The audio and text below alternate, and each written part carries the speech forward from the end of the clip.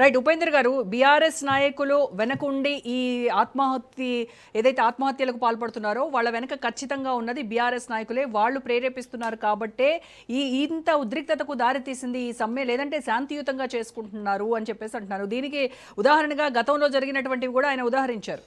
ఇప్పుడు మేము ఏమంటున్నాం అంటే, అధికారం అనేది ఎవరైనా ఉండొచ్చు. మేము అధికారంలో ఉన్నాం, ఈ రోజు వాళ్ళ అధికారంలో వచ్చారు. కానీ ఇట్లా రాజకీయపరమైనటువంటి స్టేట్మెంట్లు ఇంత వేగ్గా అదే రకంగా మాట్లాడుతా అంటే, ఇప్పుడు ప్రభుత్వంలో ఉన్నప్పుడు వాళ్ళు ఆర్టీసీ కార్మికులు ఏంటంటే వాళ్ళు చాలా అంటే చాలా చిన్న చిన్న సమస్యలే, పెద్ద సమస్యలు ఏం కావు వాళ్ళు అడిగింది.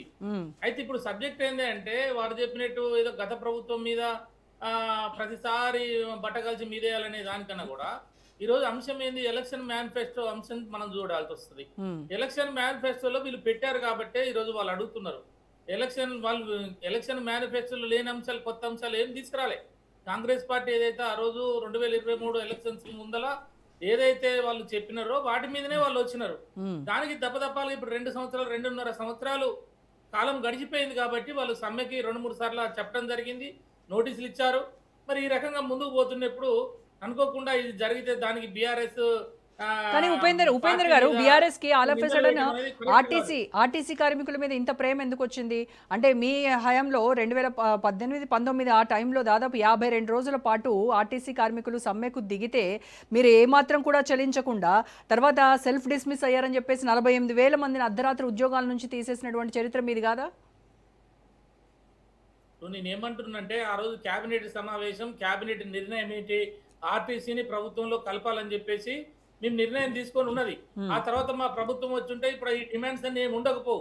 కానీ ఇప్పుడు గవర్నమెంట్ మారింది కాబట్టి ఇప్పుడు వాళ్ళు చెప్పిన మాటలే వీళ్ళు చేయమని అడుగుతా ఉన్నారు. అసలు ఎలక్షన్స్ ముందు మీరు హడావిడిగా ఇచ్చినటువంటి హామీలు ఏవైతే ఉన్నాయో వాటి వల్లనే ఇప్పుడు వచ్చిన ఇది తిప్పలంతా అంటున్నారు. అంతే కదా మేడం. ఇప్పుడు ఎవరికైనా పెడతా అంటే ఆశ, కొడతా అంటే భయం. వాళ్ళు చిన్న చిన్న జాబ్ చేసుకునే వాళ్ళు మేడం.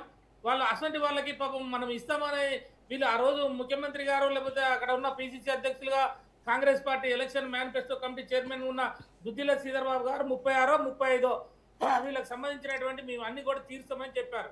ఒక ఆర్టీసీ కార్మికులనే కాదు, విద్యార్థులకు 2 లక్షల ఉద్యోగాలు ఇస్తామని జాబ్ క్యాలెండర్ ఇస్తాం ప్రతి సంవత్సరం అని చెప్పారు. అదే విధంగానే తులం బంగారం ఇస్తానని చెప్పినారు. అంటే అనేక అంశాలు ఉన్నాయి. నేను అనేది ఏంటంటే, ఇవన్నీ కూడా ఎలక్షన్ మేనిఫెస్టోలో ఉండటం ద్వారా ప్రజలు అటువైపు మొగ్గారు. మరి ఇచ్చినప్పుడు వాళ్ళు ఈ రోజు అడుగుతున్నప్పుడు మీరు మాట్లాడాల్సిన అవసరం ఉండే. ఆ రోజు 2.5 సంవత్సరాలు గడిచింది కదా, ఇదే కమిటీ వేసే వాళ్ళతో కూర్చొని మంచేంది చెడేంది ఎంతవరకు సాధ్యం, ఎంతవరకు సాధ్యం కాదు అని చెప్పేసి వాళ్ళతో కూర్చొని మాట్లాడితే ఈ రోజు ఆయన శంకర్ గౌడ్ చనిపోవడం అనేది చాలా బాధాకరమైనటువంటి అంశం.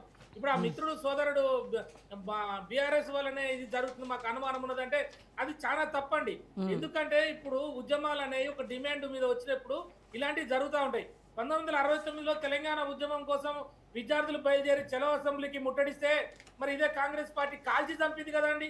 ఇప్పుడు ఇక్కడ జరిగింది అంశము వీళ్ళేమో అప్రయత్నం అంటున్నారు. అంటే ఈ ప్రభుత్వం యొక్క విధానాలు, తుందుడుకు విధానాలు, ఆ రోజు తెలంగాణ ఇయ్యకపోవటము, ప్రకటించి వెనకకు తీసుకోవటము, శ్రీకృష్ణ కమిషన్ వేయటము, దానికి 1200 మంది కలత చెంది చనిపోతే మరి కాంగ్రెస్ పార్టీ దానికి ఏం సమాధానం చెప్తుంది? ఆ రోజు 400 మందిని కాల్చి చంపిన కాంగ్రెస్ పార్టీ ఏం సమాధానం చెప్తుంది? ఈ ప్రభుత్వాలు పోతున్నప్పుడు ప్రజల యొక్క డిమాండ్ నెరవేర్చుకోవడం కొరకు ఇలాంటివి జరగడం అనేది ఎవ్వరు కూడా దాన్ని సమర్థించరు. అది చాలా బాధాకరమైనటువంటి అంశము. మేము కూడా మా పార్టీ తరఫున మేము ఈ రోజు అప్పీల్ చేస్తా ఉన్నాం, ఆర్టీసీ కార్మికులారా ఎవరు కూడా ఇలాంటి నిర్ణయాలు తీసుకోవద్దు, చర్చల ద్వారానే సఫలమవుతాము.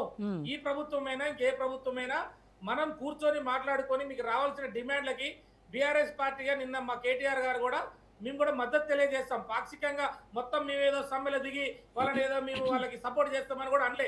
వాళ్ళ డిమాండ్ న్యాయమైన డిమాండ్లకి బీఆర్ఎస్ పార్టీ పాక్షికంగా మద్దతు తెలియజేస్తుందని మాత్రమే అన్నాడు. అంటే ఏంటి అంటే ఆ డిమాండ్ ఏంటో తెలుసు. మేము గతంలో గవర్నమెంట్ లో ఉన్నప్పుడు ఆ సాధక బాధకాలు తెలుసు కాబట్టి వాళ్ళు అడుగుతున్నారు, వీళ్ళు మేనిఫెస్టోలో పెట్టారు కాబట్టి అడుగుతున్నారు కాబట్టి వాళ్ళ యొక్క డిమాండ్కి బీఆర్ఎస్ పార్టీ పూర్తిగా మద్దతు తెలియజేస్తుంది. ఎట్ ద సేమ్ టైం ఇలాంటి ప్రాణాలు తీసుకునేటువంటి అంశాన్ని బీఆర్ఎస్ పార్టీ ఎప్పుడు కూడా సమర్థించదు. మేము ఆ రోజు నాటి నుంచి నేటి వరకు కూడా ఆ రోజు శ్రీకాంతాచారి ఇలాంటి నిర్ణయం తీసుకున్నప్పుడు కేసీఆర్ గారు హాస్పిటల్లో ఉండి అనేక దఫాలుగా ఈ తెలంగాణ రావాల్సింది మీ కొరకే, వస్తే భవిష్యత్తు విద్యార్థులు చేతులెత్తి నమస్కరిస్తున్నా, ఇలాంటి నిర్ణయాలు తీసుకోవద్దని చెప్పి మా కేసీఆర్ గారు నాయకులు చెప్పడం జరిగింది.